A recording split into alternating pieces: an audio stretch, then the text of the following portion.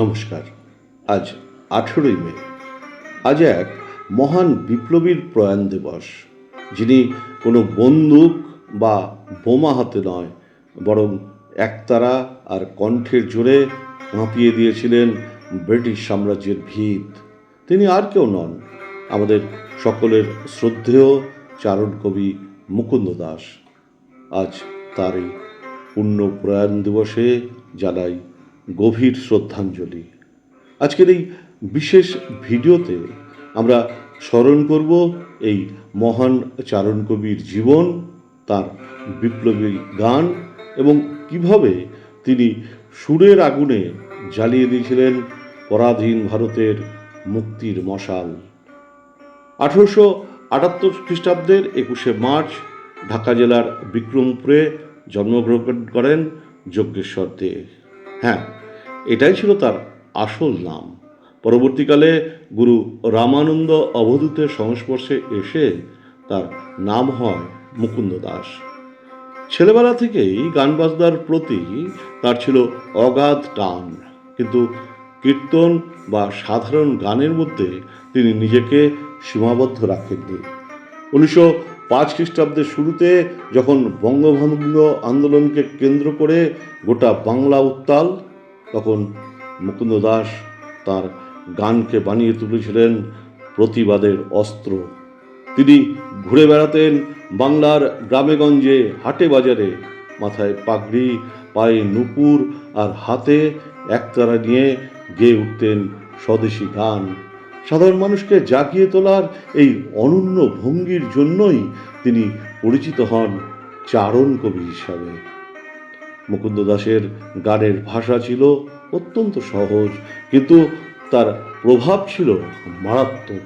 তিনি যখন গাইতেন, ছেড়ে দাও রেশমি চুড়ি বঙ্গ নারী কবু হাতে আর পড়ো না, তখন হাজার হাজার মানুষ বিদেশি পণ্য বর্জন করে বিলিতি কাপড়ে আগুন ধরিয়ে দিত। তার গান শুনে সাধারণ চাষি থেকে শুরু করে মধ্যবিত্ত বাঙালি সবাই মেতে উঠত দেশপ্রেমে। তার এই বিপ্লবী কর্মকাণ্ড ব্রিটিশ সরকারের নজর এড়ায়নি।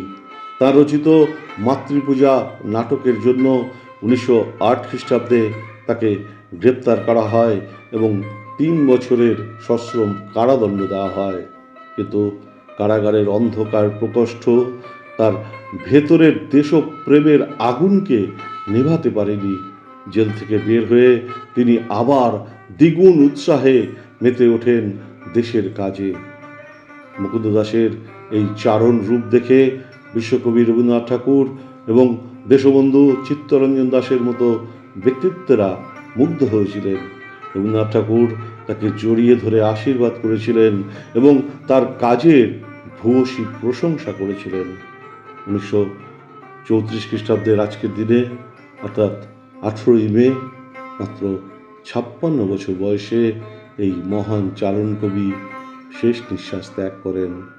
তিনি আজ আমাদের মধ্যে নেই, কিন্তু তার রেখে যাওয়া গান ও আদর্শ আজও আমাদের অন্যায়ের বিরুদ্ধে লড়তে উদ্বুদ্ধ করে। আজকের এই দিনে দাঁড়িয়ে চারণ কবি মুকুন্দ দাসের প্রতি আমাদের আসল শ্রদ্ধাঞ্জলি তখনই সার্থক হবে যখন আমরা তার মতো করে নিজের দেশকে ভালোবাসতে পারবো, নিজের দেশের সংস্কৃতিকে সম্মান জানাতে পারবো। আসুন এই মহান বিপ্লবীর প্রয়াণ দিবসে আমরা শপথ গ্রহণ করি, সব ধরনের অন্যায় আর শোষণের বিরুদ্ধে আমরা সর্বদা সোচ্চার থাকব। ধন্যবাদ। আজকের ভিডিওটি কেমন লাগলো অবশ্যই জানাবেন, আর অন্যদেরও চারণ কবির কথা জানার সুযোগ করে দেবেন। নমস্কার। জয় হিন্দ।